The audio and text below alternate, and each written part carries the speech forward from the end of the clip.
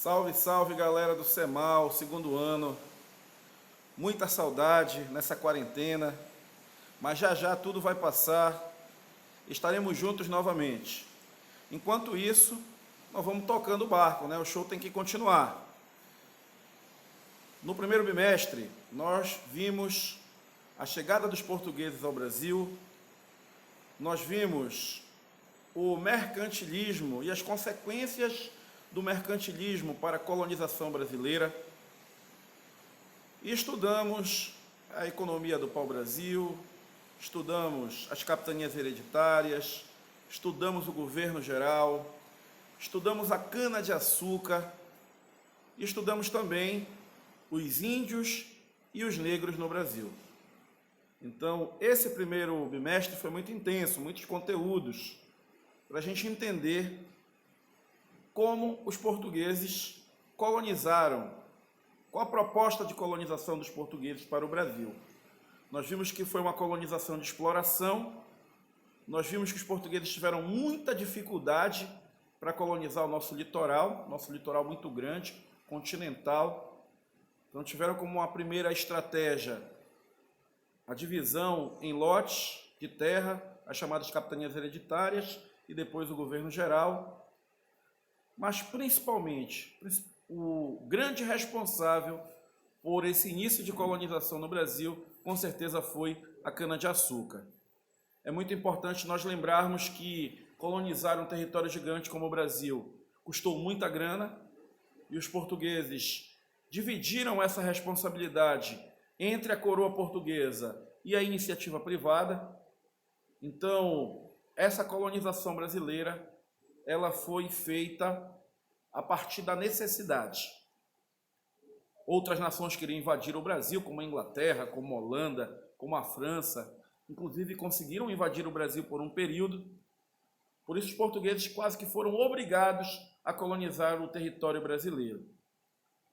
A cana-de-açúcar era uma experiência que os portugueses já tinham. Tiveram lá na África, mas desde que os portugueses chegaram em 1500, eles tinham um sonho. E o sonho desses portugueses era encontrar ouro, era encontrar diamantes. Os espanhóis chegaram em 1492. E esses espanhóis, com Cortés, Pizarro, encontraram muito ouro, encontraram muitas riquezas nos astecas, nos maias e nos incas. Os portugueses, 8 anos depois, chegaram no Brasil desesperados por ouro.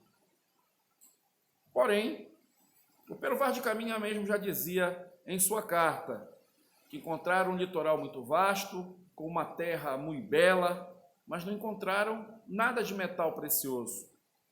Por isso o Brasil ficou praticamente 30 anos abandonado pelos portugueses. Os portugueses deram prioridade lá para as Índias. Depois veio a cana-de-açúcar, mas o sonho de encontrar ouro continuava aceso por esses portugueses. E esse ouro vem quando? Esse ouro vem onde? Onde estava o ouro brasileiro? Principalmente com a crise da cana-de-açúcar, lá pelo final do século XVII, quase que obrigou os portugueses a expandirem as suas fronteiras, a correrem atrás de um outro meio produtivo que desse lucros, assim como a cana-de-açúcar proporcionou no século XVI e no século XVII. Mas vale lembrar que os portugueses nunca deixaram o sonho do ouro, de lado. Na verdade, uma das linhas do mercantilismo era o metalismo.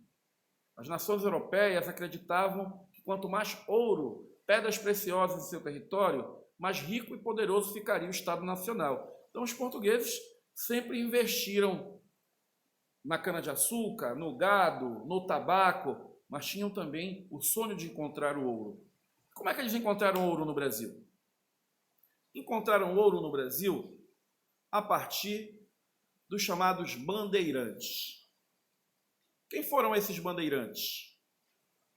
Foram portugueses contratados com a missão de escravizar indígenas e também de capturar negros fugitivos.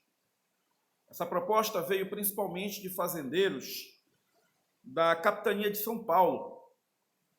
E essa proposta de expandir as fronteiras, ela começou a ficar muito forte, principalmente a partir da necessidade de encontrar outros meios produtivos. Você está observando aí nesse slide, que fala sobre a economia brasileira, o historiador Caio Prado Júnior trabalha muito bem esse tema.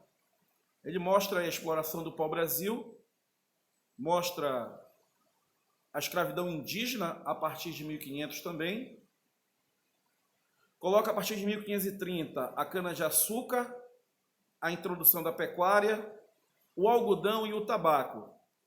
E no final do século XVII e início do século XVIII, a descoberta do ouro. Então, os bandeirantes, com a expectativa de escravizar indígenas e de capturar negros fugitivos, eles vão expandir as fronteiras e, a partir dessa expansão das fronteiras, vão conquistar territórios e riquezas. E também dentro dessa perspectiva vem o ouro, o diamante, vem pedras preciosas. E muitas consequências, né, a partir daí. O Eduardo Galeano, ele diz o seguinte, que a mineração brasileira deu um nó no Brasil.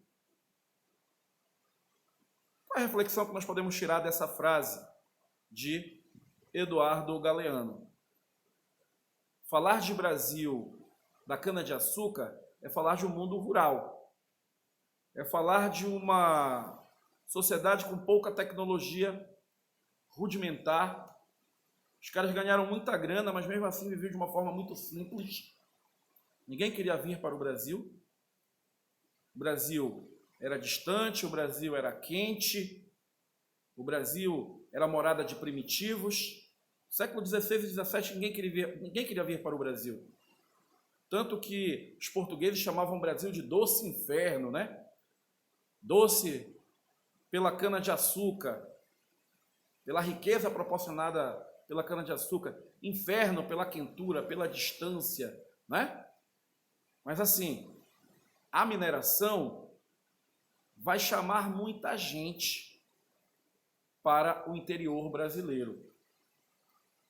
Rapidamente, em menos de 50 anos, a população brasileira na região das Minas vai crescer de uma forma muito intensa. Lembra lá daquela história do ouro de tolo, né? Todo mundo atrás do ouro, todo mundo atrás da riqueza, todo mundo com a ideia de mudar de vida, enriquecer. Então, essa região onde vai ser encontrado o ouro, que é a região de Minas Gerais, Goiás e Mato Grosso, daí vai surgir várias cidades, daí vem portugueses lá de Portugal, vem portugueses falidos da cana-de-açúcar, do tabaco, da pecuária, escravos, indígenas, mestiços. Aí a mineração vai dar um nó no Brasil, como diz Eduardo Galeano. E aqui na imagem, aqui nesse slide, mostra as duas primeiras de extração do ouro no Brasil: as lavras e a faisqueira.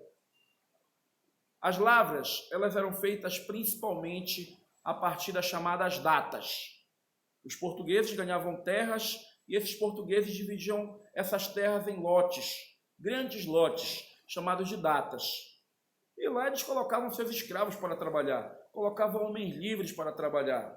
Mas vale lembrar que tudo que era retirado daquela data, certo? Parte era para o português e a outra parte era para a coroa. Não podemos esquecer disso. Esse ouro que vinha das lavras tinham técnicas mais sofisticadas, como explosivos, né? Esse aí ficou conhecido como ouro de mina. As minas, né? A ideia das Minas Gerais. A outra característica aí da extração do ouro eram as faisqueiras nos rios, né? As técnicas eram mais rudimentares, é a bateia, aquela bola, né? Onde os caras vão balançando e separando o que é pedra, o que é ouro. Isso aí ficou também conhecido como ouro de aluvião. E os bandeirantes, né? Os livros de histórias mostram os bandeirantes e os entradas. Os entradas eram contratados principalmente pelo governo, e o objetivo deles era expandir as fronteiras, né? Para que estrangeiros não tomassem conta dessas terras. Já os bandeirantes, eles eram principalmente contratados pela iniciativa privada. Falou em bandeirante, é muito importante nós lembrarmos do Borba Gato, do Raposa Tavares, do Fernão Dias, do Domingos Jorge Velho, né? São nomes muito conhecidos aí na história da mineração, na história dos bandeirantes. Alguns bandeirantes, como eu falei para vocês, tinham o objetivo de capturar índios e negros, e outros tinham a expectativa da busca de metais preciosos, certo? Então, falou em bandeirantes, é muito importante nós lembrarmos da mineração e dessa expansão das fronteiras brasileiras, principalmente a partir da contratação. Na verdade, era um mini exército. O que eles faziam era formar um grupo de pessoas para invadir Brasil adentro. Imagina como era difícil invadir as matas brasileiras. Eles não conheciam as matas brasileiras, por isso eles chamavam índios, por isso eles chamavam negros e também portugueses livres, né? E aquilo que eles encontrassem, podia ser o indígena para ser escravo, a captura do negro africano fugitivo, ou então qualquer coisa que eles encontrassem no meio do mato, tudo eles teriam uma porcentagem, né, daqueles que o bancou para adentrar a região. Beleza? Mas é muito importante nós lembrarmos que deu muito certo o ouro no Brasil. O ouro no Brasil, ele, por exemplo, transformou muito da sociedade brasileira. Aquele Brasil rudimentar, que ninguém queria vir, do século XVI e XVII, após a mineração, vai virar o quê? O Brasil vai virar a menina dos olhos dos portugueses. A economia da mineração brasileira vai ajudar a tirar Portugal de uma crise profunda, principalmente após um terremoto que aconteceu em Lisboa. O ouro brasileiro vai servir para levantar Portugal novamente após a crise da cana-de-açúcar. E a sociedade brasileira vai ganhar um novo contorno. Como era a sociedade da cana-de-açúcar? É uma sociedade inflexível. É uma sociedade que não existia mudança social. Era muito difícil a mudança social. Na economia mineradora, a sociedade ela já vai ter uma flexibilidade maior. Inclusive, alguns negros, a partir de acordo, porque a escravidão sempre foi uma relação de acordos, de imposição, mas muitas vezes de acordo, alguns escravos vão ganhar a sua alforria a partir do trabalho, a partir da descoberta de ouro, a partir de uma sociedade mais flexível. Observe aí na imagem a pirâmide social no período da mineração. No topo nós tínhamos os grandes mineradores e as autoridades reais. Os portugueses mandaram vários representantes seus para o Brasil para ficar de olho no que estava acontecendo na capitania da mineração. Os tropeiros, oficiais, burocratas, soldados, clérigos, comerciantes, profissionais liberais e pequenos mineradores ficavam no meio da pirâmide e na base da pirâmide ficavam os escravos. Quem era que tinha experiência com a mineração, com o ouro, no início da economia da mineração brasileira? Quem tinha experiência era o escravo. O escravo já tinha contato com o ouro lá da sua região. E os escravos vão ser muito explorados, né? Os escravos vão ser muito explorados neste período histórico. O escravo ele vai ser a base da extração do ouro no Brasil. Nós podemos dizer que o escravo foi a base na cana-de-açúcar, foi a base na mineração, foi a base na pecuária, foi a base no algodão, foi a base no tabaco, inclusive no café. Então, falar em escravidão é lembrar que o escravo, o negro escravo africano, ele foi a base de todas as economias brasileiras, do período colonial e imperial. Não esqueçam disso. Foram 350 anos de escravidão, né? E aqui a gente já percebe, nessa pirâmide mineradora, que a escravidão ela foi fundamental também. O negro escravo foi fundamental nessa sociedade. E esse slide fala sobre as consequências da mineração. Como eu falei para vocês, a corrida para a região das minas. Os falidos lá da cana-de-açúcar correm para a região das minas. Os portugueses falidos lá de Portugal correm para a região das minas. É o chamado ouro de tolo. Aqui no Pará nós já tivemos, inclusive, um período desse, né? Foi na década de 80, lá na Serra dos Carajás, que ficou conhecido como, hoje é conhecida como Serra Pelada. Era muita gente vindo para a Serra dos Carajás atrás de ouro, né? Então, assim, essa ideia do ouro de tolo sempre existe. Inclusive, passou uma reportagem no Profissão Repórter falando sobre os garimpeiros de hoje. Os caras têm o sonho, a expectativa de encontrar ouro o tempo todo. Tem um filme, inclusive, que fala sobre a Serra Pelada, que é muito interessante ver aquele sonho constante, né? A serra já está pelada mesmo, mas o cara está lá com a expectativa de encontrar uma pepita e mudar de vida. Era mais ou menos essa ideia que se tinha no século XVIII no Brasil. Os caras acreditavam que de um momento para o outro eles encontrariam uma mina ou uma quantidade de ouro que mudaria a sua vida. Por isso muita gente, né? Uma corrida intensa para a região das minas. Aí um ponto importante aqui que eu quero que vocês observem. Essa crise de desabastecimento. Como é que uma região tão rica poderia ter poucos produtos? Qual a explicação que se dá para isso? Prioridade. As prioridades da região das minas era extrair ouro e diamantes. O objetivo deles, a prioridade deles não era o gado, não era a alimentação. Aí outras regiões vão fazer esse serviço. E por fazer esse serviço em outras regiões, o produto quando chegava na região das minas chegava a um preço altíssimo, chegava a um preço muito caro. Alguns historiadores afirmam que até os ricos da região das minas tinham dificuldades com a alimentação. Nesse outro ponto aqui, que eu também chamo a atenção, a mudança do eixo econômico. No início da colonização portuguesa, o eixo econômico principal era o Nordeste, lá na cana-de-açúcar. Mas quando surge a economia da mineração, e nós vamos ter o surgimento de uma vida mais urbana, de várias cidades, Ouro Preto, São João del Rei, Vila Rica, Diamantina, Mariana, o que vai acontecer? O eixo econômico sai do Nordeste e vem para o Sudeste. Inclusive, vai mudar a capital brasileira nesse período histórico. Qual foi a primeira capital brasileira? Salvador, Bahia. A partir da economia da mineração, quem vai ser a capital brasileira? Para um melhor deslocamento, para uma melhor exploração da região das minas, para uma melhor fiscalização, o Rio de Janeiro. Não esqueçam disso. Inclusive, aumentando essa fiscalização. No início, na região das minas, o que é que se tinha? Se tinha a cobrança do quinto, né?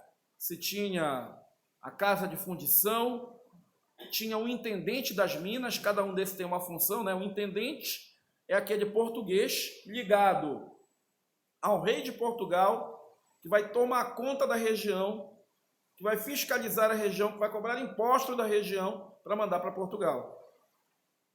Esses eram os principais ladrões dessa época.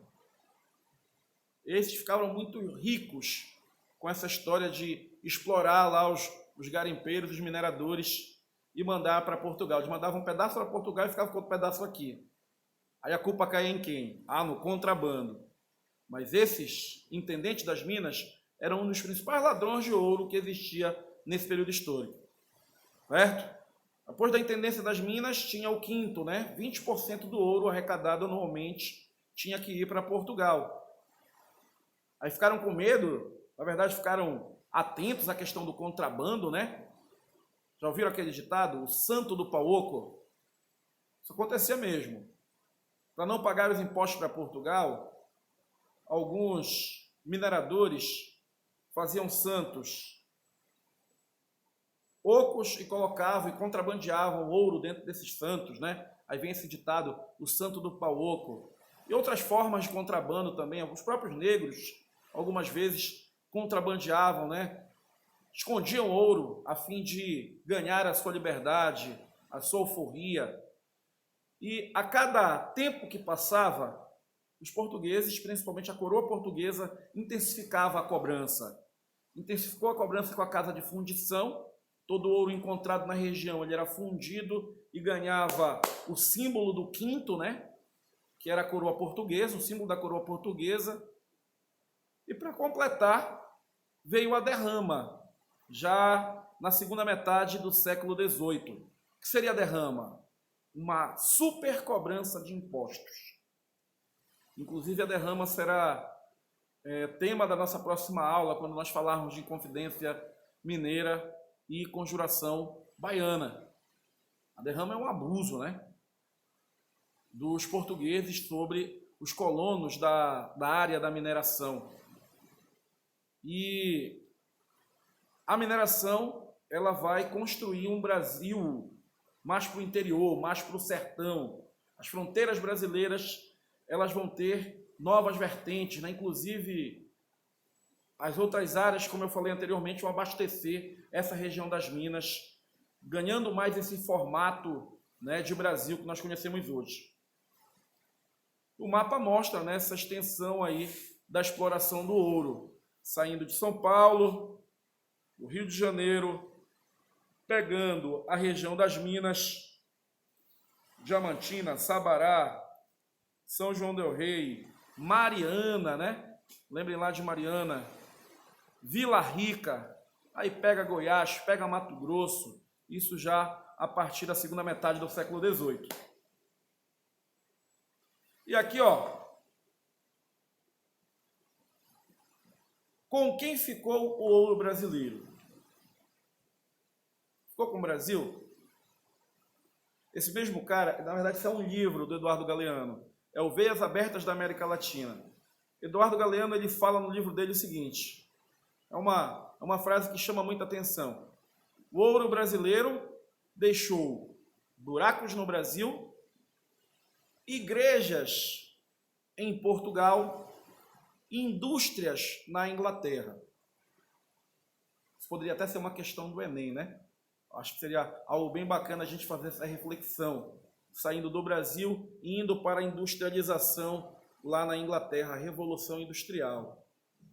Os ingleses, eles vão surgir com a Revolução Industrial no século XVIII. Eles vão surgir a partir do acúmulo primitivo do capital, ganhando ouro do Brasil, vendendo escravos, né? Explorando as colônias da Ásia, da África e da América. O Brasil teve lá teve uma digital sua, teve uma contribuição para essa Revolução Industrial. Uma questão que eu vou colocar no exercício que vai falar um pouco sobre isso, a gente vai debater um pouco mais. Mas aqui nesse slide eu ponho esses dados. Ó. O Brasil produziu mais ouro de 1700 a 1760 do que toda a América Espanhola em quase 400 anos. Já imaginou isso? De ouro que foi explorado no Brasil?